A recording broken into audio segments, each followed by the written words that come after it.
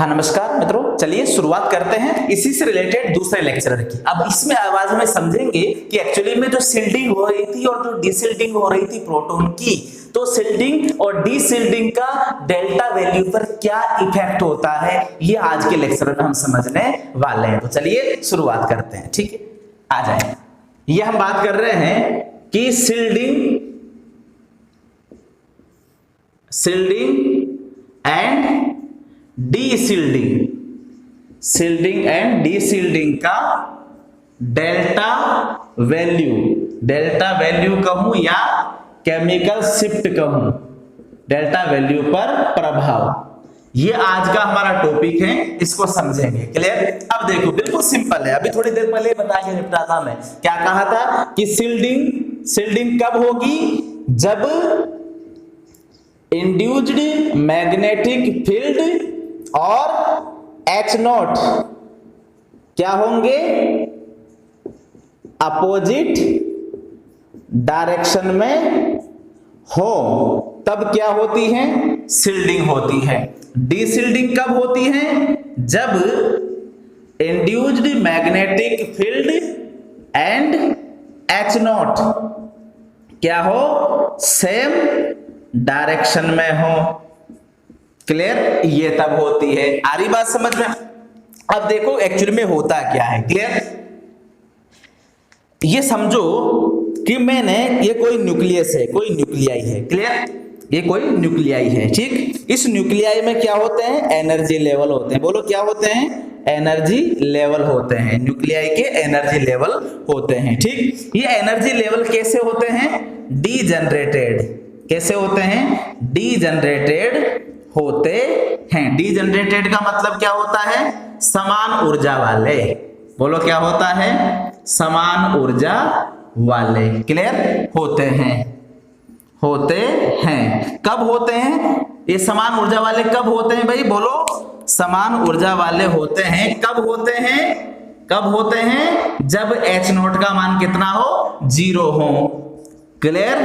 Extra magnetic field कितना हो, 0 हो।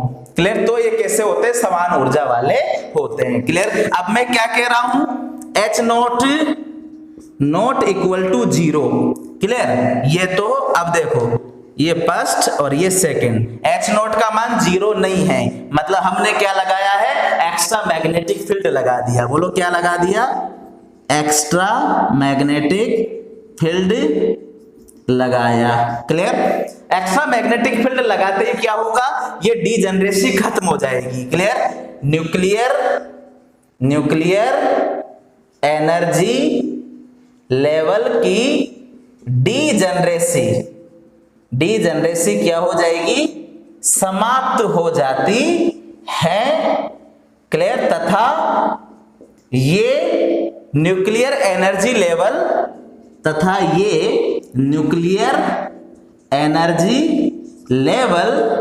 विपाटित हो जाते हैं। क्या हो जाते हैं, विपाटित, विपाटित हो जाते हैं। क्लियर हो रही बात? तो देखो जब H0 नहीं था, यहां क्या था, H0 इक्वल टू 0। तो जब H0 नहीं था तो जो न्यूक्लियर एनर्जी लेवल थे, वो न्यूक्लियर एनर्जी लेवल कैसे थे, डीजनरेटेड थे, समान ऊर्जा वाले थे। लेकिन जैसे हमने एक्स्ट्रा मैग्नेटिक फील्ड लगाया तो वो न्यूक्लियर एनर्जी लेवल जो पहले समान ऊर्जा वाले थे, अब उनकी ऊर्जा क्या हो जाएगी, असमान हो जाएगी। मतलब वो न्यूक्लियर एनर्जी लेवल क्या हो जाएंगे, विपाटित हो जाते हैं। क्लियर हो गई बात? बोलो, विपाटित हो जाते हैं। क्लियर? अब जैसे ये विपाटित हो जाएंगे, तो फिर हमें क्या मिलेगा, NMR सिग्नल मिल जाएगा। क्लियर? और यहां पर कोई NMR सिग्नल नहीं मिलता, तो ध्यान रखना। क्या ध्यान रखोगे, न्यूक्लियर एनर्जी लेवलों का विपाटन कब होता है, जब एक्स्ट्रा मैग्नेटिक फील्ड लगाया जाता है, और तभी हमें क्या मिलता है, NMR सिग्नल मिलता है। एक्स्ट्रा मैग्नेटिक फील्ड अगर 0 हो तो वहां कोई NMR सिग्नल नहीं मिलेगा। क्लियर? ये बात क्लियर हुई आपकी? ले लो इसका स्क्रीनशॉट।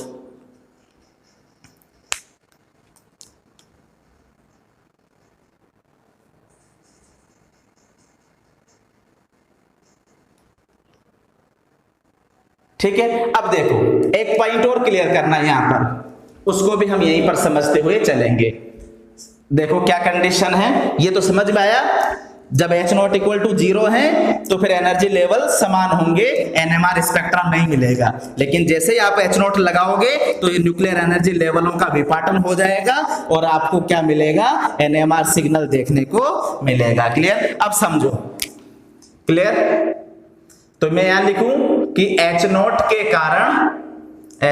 कारण न्यूक्लियर एनर्जी लेवल की स्प्लिटिंग होती है, अतः जितना ज्यादा H0 लगेगा, जितना ज्यादा H0 लगेगा स्प्लिटिंग उतनी ज्यादा होगी। ये पॉइंट आप नोट कर लेना भाई। एक्स्ट्रा मैग्नेटिक फील्ड के कारण ही न्यूक्लियर एनर्जी लेवलों का क्या हुआ है, स्प्लिटिंग हुआ है। और जितना ज्यादा H0 लगाएंगे स्प्लिटिंग उतनी ज्यादा होगी। मतलब H0 प्रोपोर्शनल हो गया किसके, स्प्लिटिंग के। क्लियर, ध्यान में रखना इस पॉइंट को। अब समझो मैं क्या कहने की कोशिश कर रहा हूं। क्लियर, देखो भाई, ये हमने क्या कहा, शिल्डिंग का केस अभी थोड़ी देर पहले पढ़ा था ना, शिल्डिंग का केस। तो शिल्डिंग में क्या हुआ था, शिल्डिंग में इंड्यूस मैग्नेटिक फील्ड ने अप्लाइड मैग्नेटिक फील्ड को कैंसिल कर दिया था। यही हुआ था भाई, इंड्यूस्ड मैग्नेटिक फील्ड द्वारा अप्लाइड मैग्नेटिक फील्ड को कैंसल किया जाता है। अभी थोड़ी देर पहले भी यही पढ़ाया था कि इंड्यूस मैग्नेटिक फील्ड और H0 की डायरेक्शन अपोजिट होती है, इसलिए ये H0 को क्या कर देता है, कैंसल कर दिया जाता है। क्लियर हो गई बात। अब देखो, कर दिया जाता है, जिसके परिणाम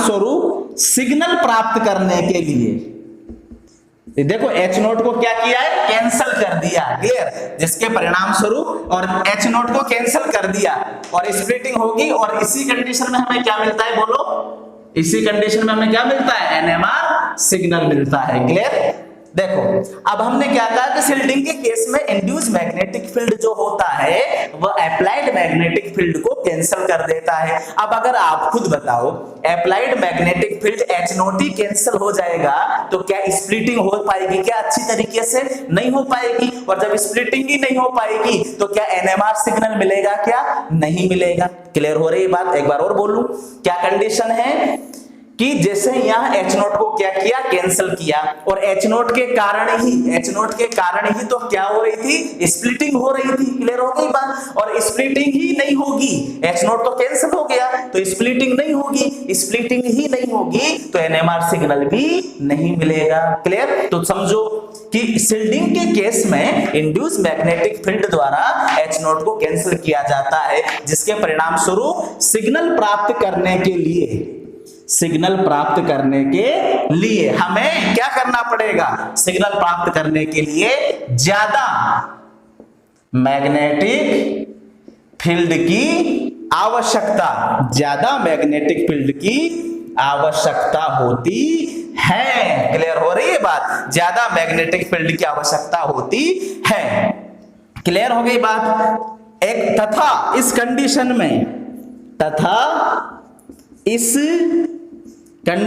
में न्यूक्लियाई या प्रोटॉन द्वारा हायर फ्रीक्वेंसी की, वेरी इंपॉर्टेंट, हायर फ्रीक्वेंसी की रेडियो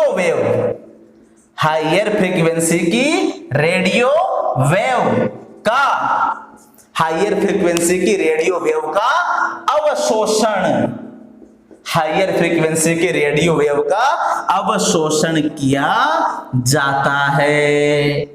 ये वेरी इंपॉर्टेंट कि शील्डिंग के केस में इंड्यूस मैग्नेटिक फील्ड किसके कारण होता है? सिग्मा इलेक्ट्रॉन के कारण। वो H नोट को क्या कर देता है? कैंसिल कर देता है। अरे भाई जब H नोट ही नहीं रहेगा तो विपाटन भी नहीं होगा, विपाटन ही नहीं होगा तो सिग्नल भी नहीं मिलेगा। क्लियर? तो फिर क्या होगा? H नोट को कैंसिल कर दिया, जिसके परिणाम स्वरूप अगर हमें सिग्नल प्राप्त करना है तो ज्यादा मैग्नेटिक फील्ड की आवश्यकता होती है। क्लियर? तथा इस कंडीशन में जो प्रोटॉन है वह हायर फ्रीक्वेंसी की रेडियो वेव का क्या करता है? अवशोषण करता है। क्लियर? जिसका परिणाम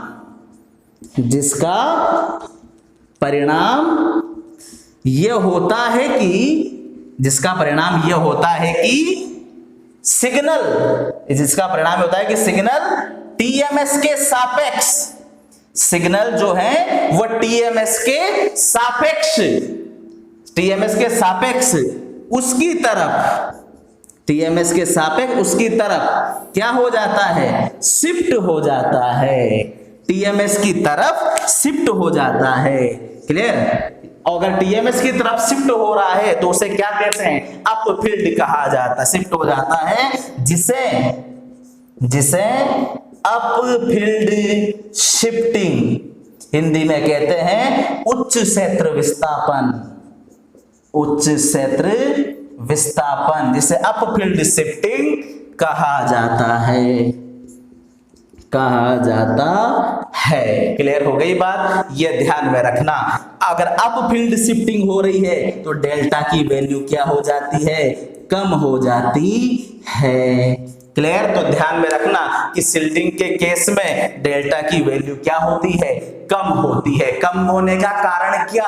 कि induce magnetic field H note को कैंसिल कर देता है। अतः यदि सिग्नल प्राप्त करना चाहते हो तो ज्यादा मैग्नेटिक फील्ड की आवश्यकता होती है, और उस कंडीशन में आपका जो न्यूक्लियाई है, आपका जो प्रोटॉन है, वो अधिक फ्रीक्वेंसी की रेडियो वेव को क्या कर लेता है? अवशोषित कर लेता है, जिससे जो सिग्नल है वो टीएमएस की ओर चला जाएगा। उसे क्या कहते हैं? अप फील्ड शिफ्टिंग, और डेल्टा की वैल्यू क्या हो जाएगी? कम। तो इसके केस में, शील्डिंग के केस में बोलो कौन सी शिफ्टिंग होती है?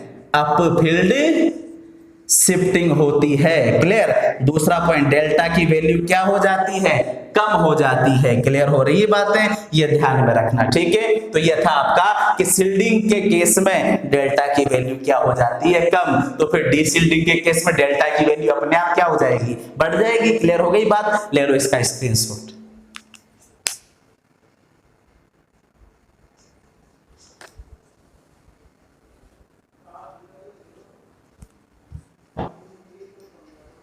अब देखो भाई, एक कंडीशन और ले लेते हैं हम यहां पर, उसको भी समझ लेते हैं साथ के साथ में। इसको हटा करके अब हम बात करेंगे कि एक्चुअली में शील्डिंग और डीशील्डिंग कैसे होगी। आप यहां पर नोट करना बातों को। ठीक? देखो, समझते हुए चलेंगे सारे पॉइंट्स को।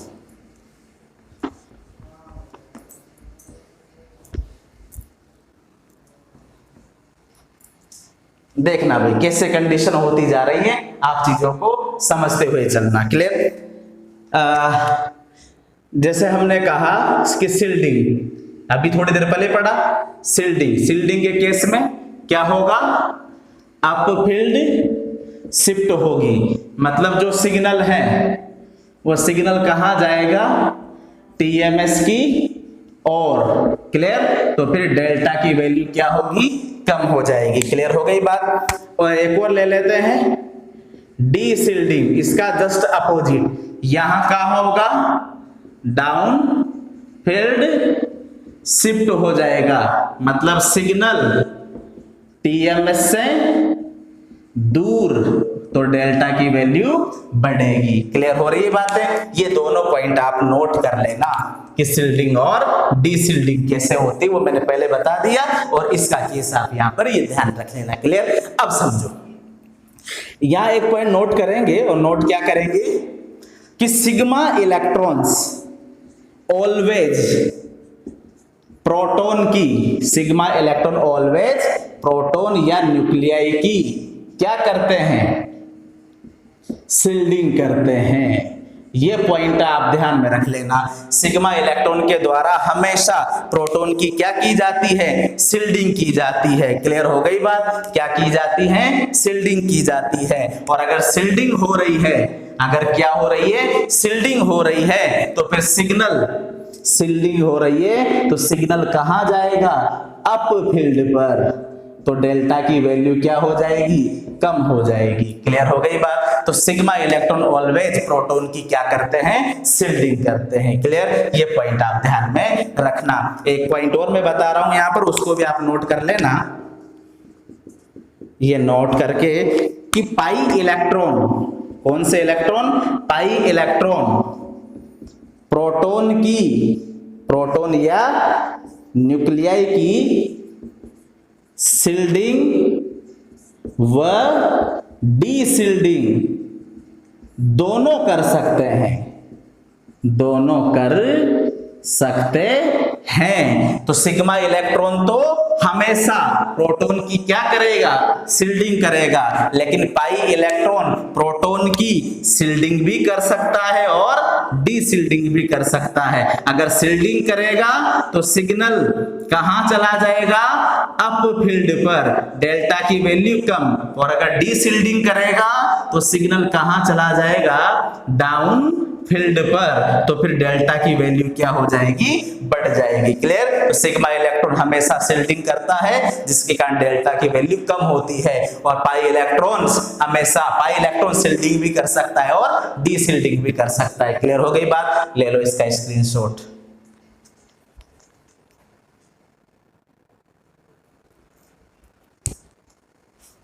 ठीक है, अब देखो एक पॉइंट और समझ लेते हैं यहां पर।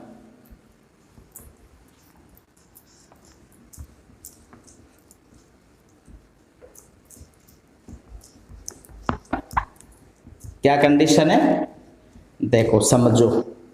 जैसे मान लो कि मेरे पास एक कंडीशन ये है, G, C और H, ये आपका प्रोटॉन है, ये आपका क्या है, प्रोटॉन है या न्यूक्लियाई है। क्लियर, और ये आपके कौन से इलेक्ट्रॉन है, ये आपके सिग्मा इलेक्ट्रॉन है। कौन से इलेक्ट्रॉन है, सिग्मा इलेक्ट्रॉन है। क्लियर, अब देखना क्या कंडीशन होगी, उस बात को समझना। हम तो पहले से जानते हैं, क्या जानते हैं, सिग्मा इलेक्ट्रॉन हमेशा प्रोटॉन या न्यूक्लियाई की क्या करता है, शिल्डिंग करता है। इस पॉइंट को हमेशा ध्यान रखना। क्लियर, अब देखो मैं ये बता रहा हूं कि अगर ये G, क्लियर, ये G समूह, देखना बोर्ड पर, अगर ये G समूह यदि G electron withdrawing, electron withdrawing group, electron withdrawing में कौन कौन आते हैं, -I और -M वाले। क्लियर, तो यदि G इलेक्ट्रॉन विदड्रॉविंग ग्रुप हैं तो क्या होगा, देखो ये होगा बोर्ड पर, देखना। अब देखो ये सिग्मा इलेक्ट्रॉन है आपके। क्लियर, तो क्या होगा, ये जो G है, ये G इलेक्ट्रॉनों को अपनी ओर क्या करेगा, आकर्षित करेगा। क्लियर, इलेक्ट्रॉनों को क्या कर लेगा, अपनी ओर आकर्षित कर लेगा। तो ये जो आपका प्रोटॉन था, ये जो आपका प्रोटॉन था या जिसको आपने न्यूक्लियाई कहते हैं, इसके पास सिग्मा इलेक्ट्रॉन की क्या हो जाएगी, कमी हो जाएगी, क्योंकि सिग्मा इलेक्ट्रॉन किधर जा रहे हैं, G समूह की ओर जा रहे हैं। क्लियर हो गई बात। तो क्या होगा, ऐसी स्थिति में सिग्मा इलेक्ट्रॉन की शिफ्टिंग प्रोटॉन से दूर होती जाती है, प्रोटॉन से दूर होती जाती है, जिससे प्रोटॉन के पास सिग्मा इलेक्ट्रॉन की डेंसिटी क्या हो जाती है, कम हो जाती है। प्रोटॉन के पास सिग्मा इलेक्ट्रॉन की डेंसिटी कम हो जाती है। क्लियर हो गई बात। और चूंकि सिग्मा इलेक्ट्रॉन की जो डेंसिटी है वो डेंसिटी क्या हो गई, कम हो गई। और सिग्मा इलेक्ट्रॉन तो क्या करता है, शिल्डिंग करता है। चूंकि इसी सिग्मा इलेक्ट्रॉन के कारण प्रोटॉन की क्या होती है, प्रोटॉन की शिल्डिंग। चूंकि इसी सिग्मा इलेक्ट्रॉन प्रोटॉन की शिल्डिंग होती है, अतः अब क्या हो जाएगा, अतः अब शिल्डिंग कम हो जाएगी। शिल्डिंग क्या हो जाएगी, कम हो जाएगी। तो ध्यान रखना, यदि कोई जी समूह ऐसा है जो इलेक्ट्रॉन को आकर्षित करता है तो सिग्मा इलेक्ट्रॉन प्रोटॉन से दूर हो जाएंगे, जिससे प्रोटॉन के पास सिग्मा इलेक्ट्रॉन का घनत्व क्या हो जाएगा, कम। और सिग्मा इलेक्ट्रॉन ही तो उस प्रोटॉन की क्या करता है, शिल्डिंग करता है। तो फिर सिग्मा इलेक्ट्रॉन के कारण प्रोटॉन की शिल्डिंग होती है, अतः अब शिल्डिंग क्या हो जाएगी, कम हो जाएगी। क्लियर हो जाएगी, शिल्डिंग कम हो जाएगी तथा डी शिल्डिंग बढ़ जाएगी।